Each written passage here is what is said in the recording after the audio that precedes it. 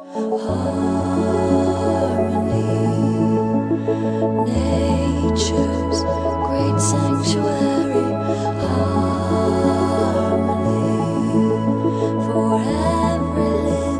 profesora María Fernanda Vélez Elorza. Ella es profesora del Departamento de Contabilidad y Economía Financiera de la Universidad de Sevilla y además miembro del Grupo de Investigación sobre Responsabilidad Social Corporativa y Éxito Empresarial, un grupo de investigación que viene centrando sus trabajos en temas como la conciliación, la medición de los costes y beneficios asociados a esa conciliación y el impacto que puede tener sobre la cuenta de resultados de las empresas. Ha formado parte del equipo docente en el primer curso de experto universitario en agentes de igualdad de la Universidad de Sevilla, haciéndose cargo del tema de costes y beneficios de la aplicación de medidas de igualdad. Y en esta línea de trabajo, en esta línea temática, se va a centrar la conferencia que va a pronunciar hoy.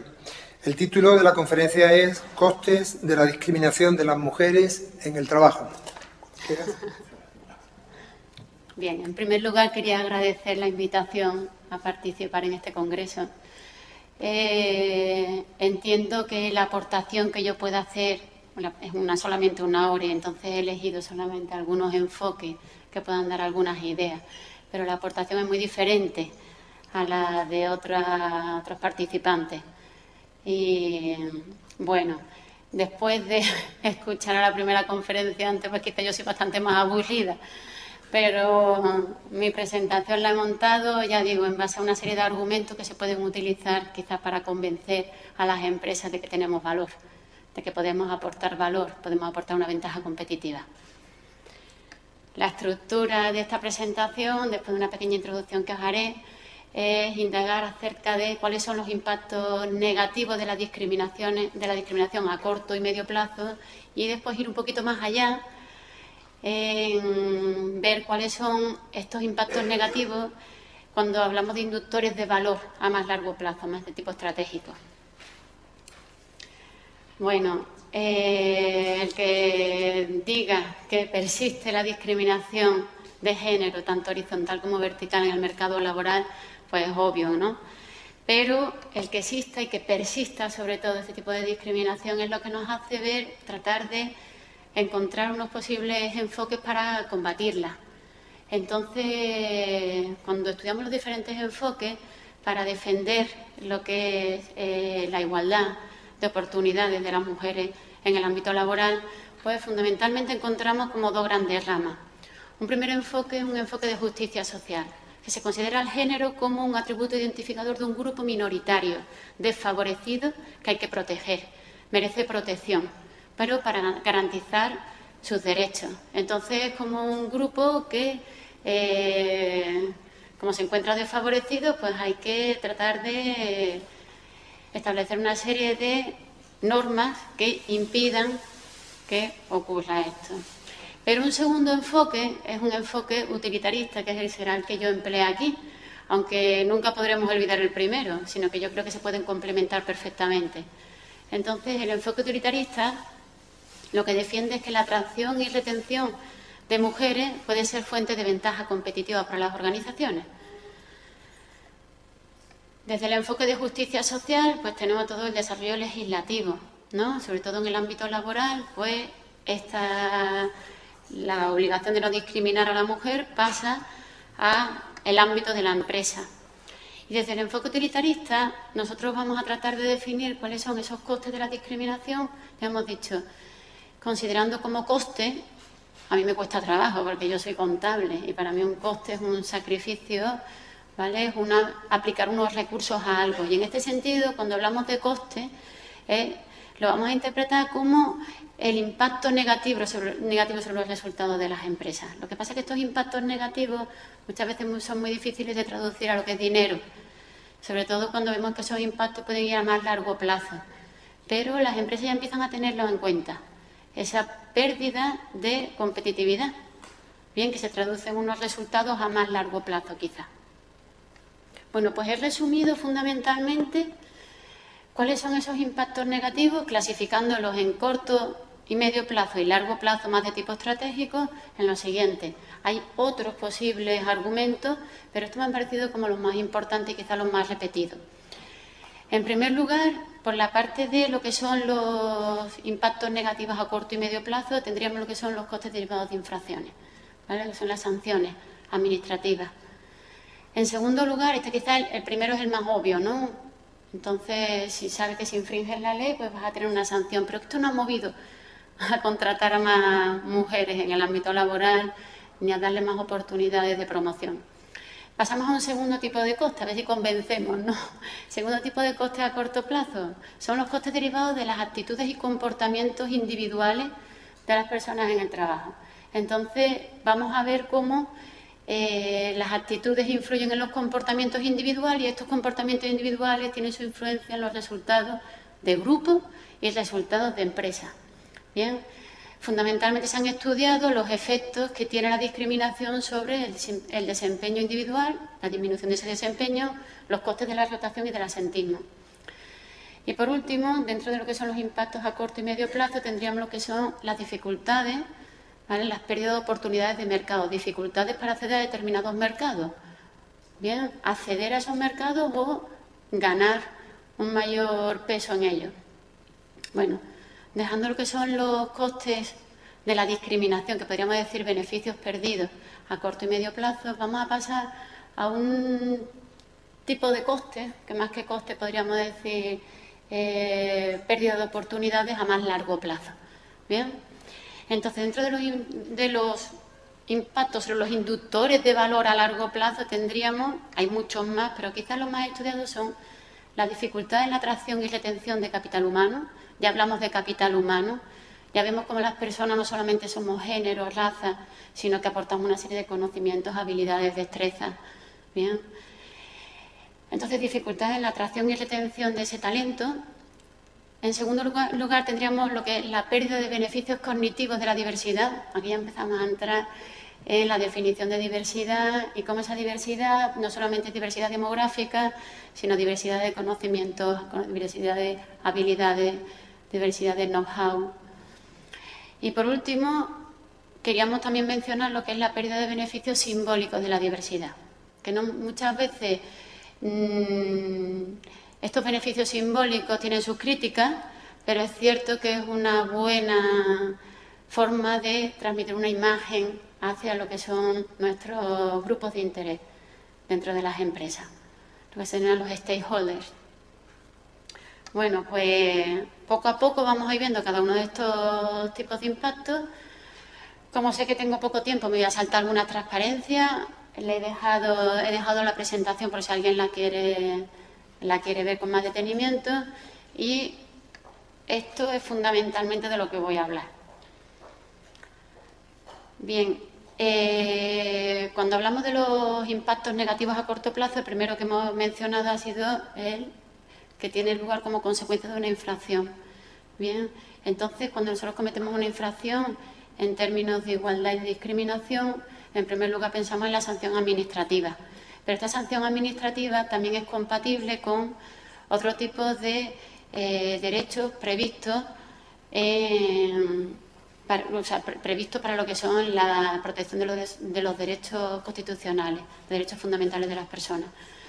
Por lo tanto, las consecuencias no van solamente con la sanción administrativa, pecuniaria y accesoria, sino también tendríamos lo que es la nulidad de la decisión empresarial, que tiene importantes consecuencias de tipo económico también, y la posibilidad de tener que indemnizar al trabajador, que esto sí que supone coste. Bien, el tema de las infracciones en materia de igualdad viene recogido en el capítulo 2 de la LISO. Y las infracciones por discriminación vienen recogidas dentro del capítulo 2, infracciones laborales. Dentro de las infracciones laborales, la discriminación por género no viene recogida en una misma sección, sino viene recogida en secciones diferentes. Y después, dependiendo en la sección donde esté ubicada, pues las consecuencias económicas van a ser distintas. Bueno, pues esto nos lo saltamos y vamos a irnos a lo que son las sanciones pecuniarias y sanciones accesorias. mientras que las infracciones recogidas en la sección primera y tercera, que son las de condiciones de trabajo, planes de igualdad, acoso sexual por razón de sexo y acceso al empleo, tienen prevista una serie de sanciones menores.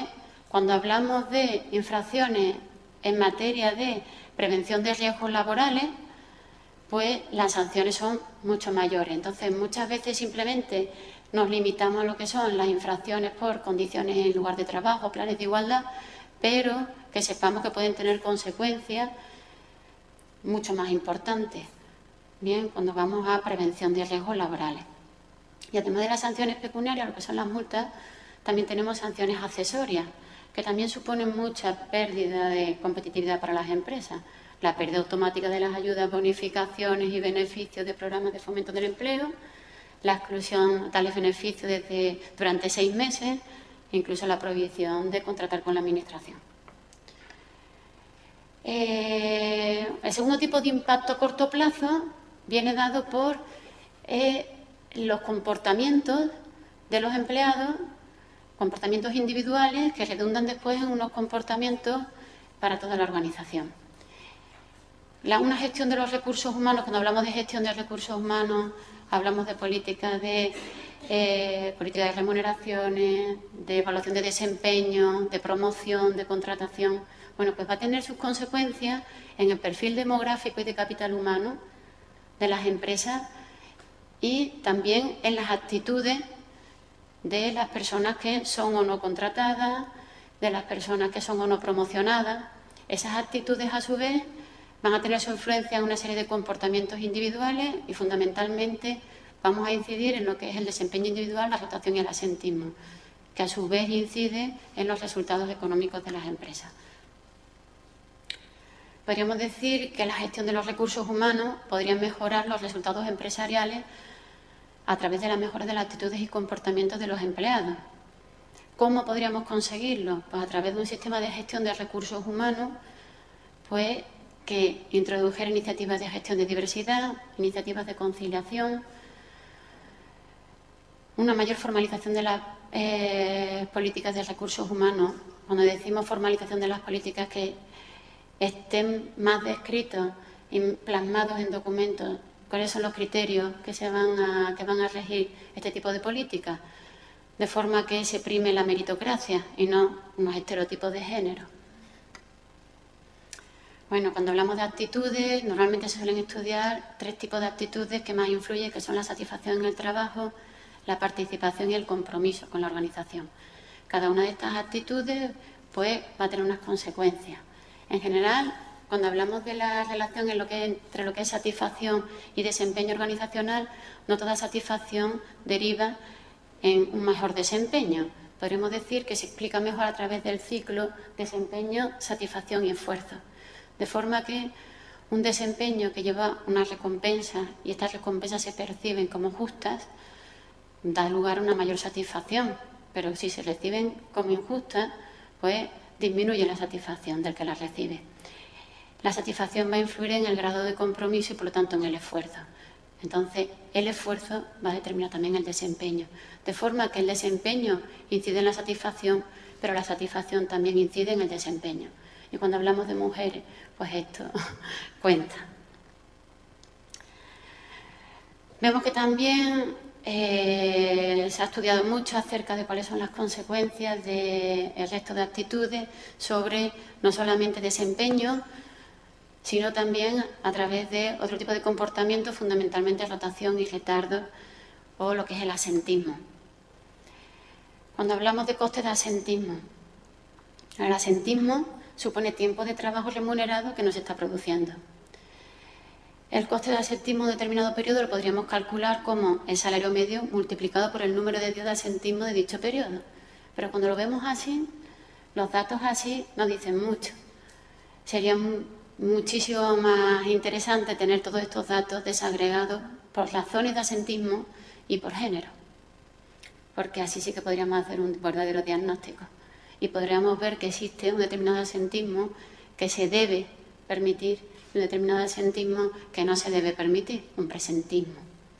Bien, Fijaros, para dar algunos datos y para tratar de convencer si tenemos que utilizar argumentos de tipo económico, tenemos un estudio de la Fundación Más Familia del 2009 que con datos del 2008 establecía que el asentismo había supuesto 12.700 millones de euros, un 1% del PIB, que por trabajador suponía 2.500 euros al año. Bien, entonces nos deberíamos de preguntar cuáles son esas razones del asentismo. Y en muchas ocasiones cuando se habla de asentismo se dice la mujer para hacer frente a una serie de necesidades, pero que existe otro tipo de asentismo, ese presentismo de hacer horas para que me vean y poderme promocionar. Cuando hablamos de los costes de la rotación, cuando calculamos los costes de rotación, tenemos que pensar también en una serie de costes como son la indemnización, la reducción de la producción durante el periodo de salida, el tener que sustituir, el coste del sustituto, el reclutamiento de los candidatos, hasta que este candidato esté preparado, la pérdida de productividad, hasta que lo tenemos al 100%, ¿verdad? Un segundo argumento a corto y medio plazo de tipo económico que se puede utilizar para defender la incorporación de la mujer al mercado laboral son las dificultades de acceso si discriminamos a la hora de seleccionar, promocionar, remunerar a nuestro personal. Las dificultades de acceso a los mercados de bienes y servicios. No estamos hablando de acceso al mercado laboral, a determinados colectivos del mercado laboral, sino dificultades de acceso a determinados mercados para dar salida a nuestros bienes y servicios. Fijaros, las mujeres, por semejanza cultural, quizás pueden entender mejor, bien, y pueden plantear mejores alternativas de marketing, ¿vale?, para las clientes femeninas. Y las clientes femeninas no solamente son consumidoras, sino también son tomadoras de decisiones de compra para otros. Bien, según un estudio de la Boston Consulting Group, las mujeres realizan el 70% de los gastos de compra de todo el mundo. Son 12 millones de dólares. Bien, en los sectores como el automóvil, la banca, las aseguradoras, de las 12.000 mujeres que respondieron, aproximadamente la mitad se sintió decepcionada por la forma que se dirijan a ella. Bueno, pues estamos perdiendo mercado. Bien.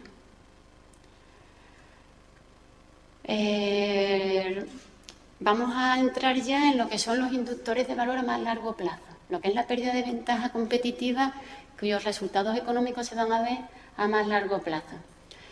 El primero de los impactos, ¿vale?, van a ser las dificultades para atraer y retener capital humano. Según la teoría de la dependencia de recursos, la clave para la obtención de ventajas competitivas en un mundo globalizado, cambiante, es cada vez más los recursos humanos, que sepamos sacar partido de ellos. Prescindir de las mujeres a la hora de seleccionar es prescindir de talento potencial. El 52% de la población mundial es femenina. Entonces, aunque nos pareciéramos muchísimo a los hombres, si nosotros seleccionamos en una base más amplia, seguro que la selección va a ser mucho mejor, porque elegimos de los mejores entre mujeres y hombres. Ya no nos hemos quitado en medio el 52%. Ese es un primer argumento.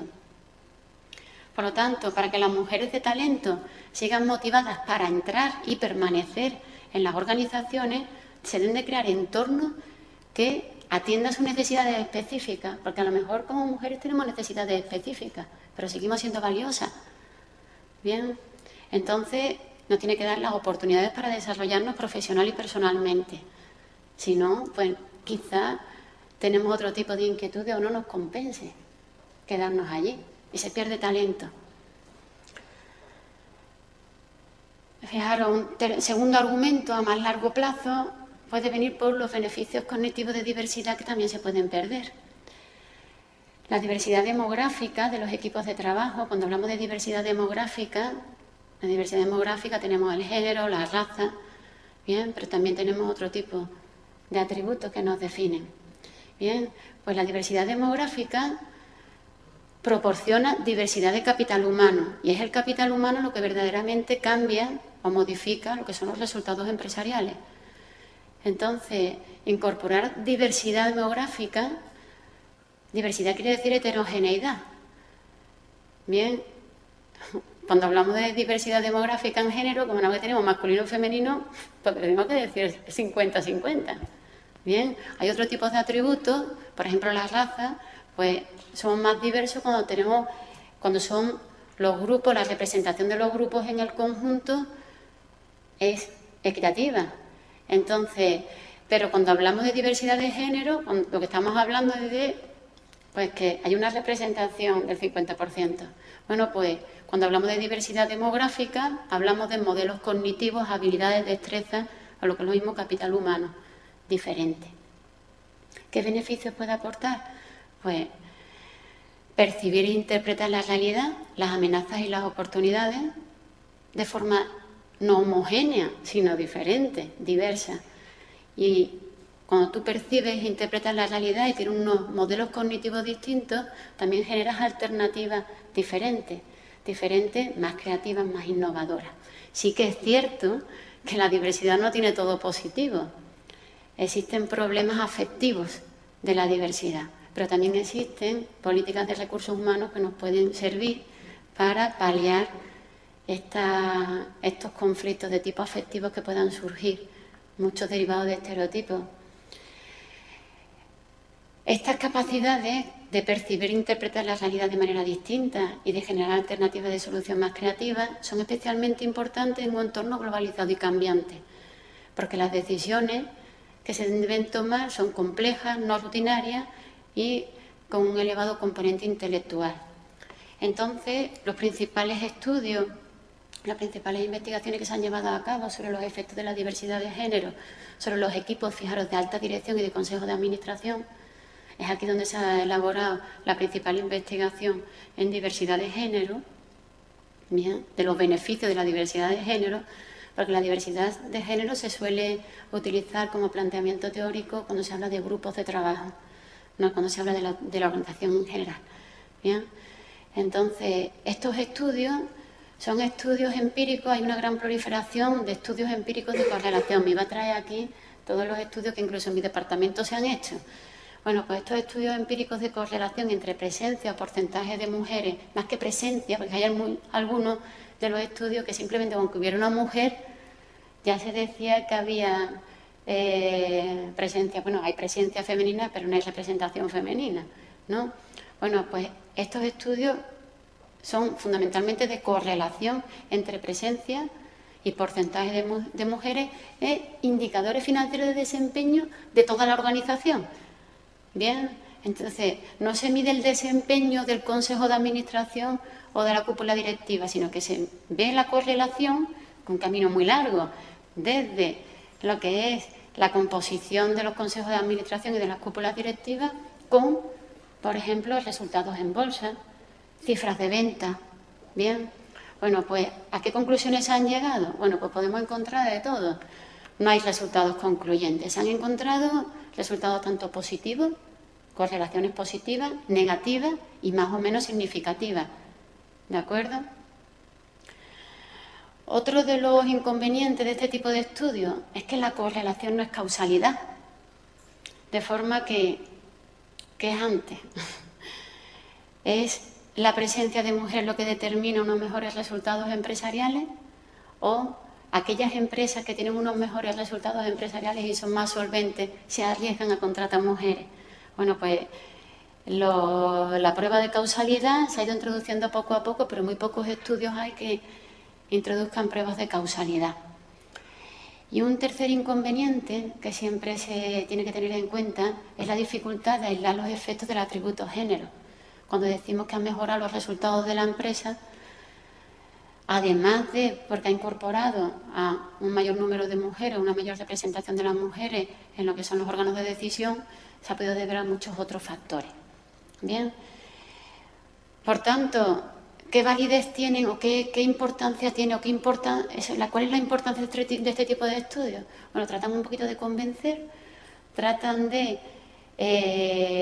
han podido tratar de intentar introducir variables mediadoras y moderadoras en todo este camino hacia lo que es la correlación, pero cuando sale un estudio evidenciando que existe una correlación positiva, van a salir dos que te evidencian una correlación negativa. Y también va a depender de cómo se estudia la diversidad de género y cuáles sean los resultados que se estudian. Otro tipo de estudios que se han llevado a cabo, otro tipo de investigación que se han llevado a cabo es la que trata de explicar el por qué puede ser beneficiosa la diversidad de la alta dirección para los resultados empresariales. Entonces, este tipo de estudios se basan en la existencia de capacidades y estilos de dirección diferentes de mujeres y hombres, que no está contrastado.